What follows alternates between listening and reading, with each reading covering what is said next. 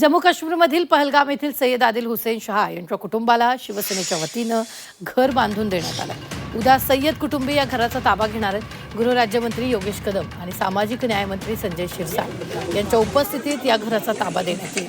पहलगाम हल्ल्यात सय्यद शहानं आपला जीव धोक्यात घालून पर्यटकांना वाचवण्याचा प्रयत्न केला। पर्यटकांचा जीव वाचवताना सय्यद शहाचा मृत्यू झाला होता।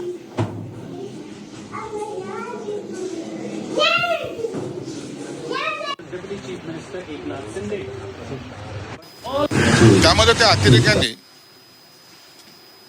तू हिंदूला वाचवतोय म्हणून त्याला गोळ्या मारून त्याला ठार केलं। एक कुटुंब तेही उद्ध्वस्त झालं।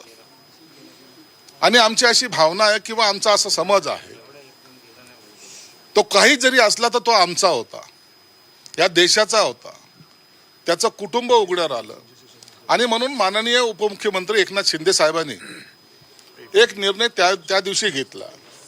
त्या कुटुंबाला आर्थिक मदत तर केलीच केली, परंतु देश बांधवासाठी अंगावर गोळ्या झेलणारा माणूस म्हणून त्याच्या कुटुंबाला एक चांगलं घर सुद्धा बांधून देण्याचा त्या दिवशी त्यांनी घोषणा केली होती। आम्हाला जे जाणवतंय की काश्मीर हा भारताचा भाग तेव्हाही होता, आजही आहे। काश्मीरी जी लोक आहेत ती आपली आहेत, ते भारतीय आहेत।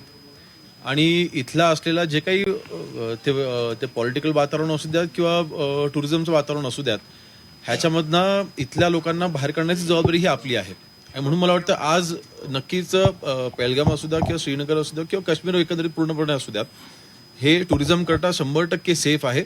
आपण महाराष्ट्रामधल्या नागरिकांनी इथे येण्याकरता काहीच हरकत नाही।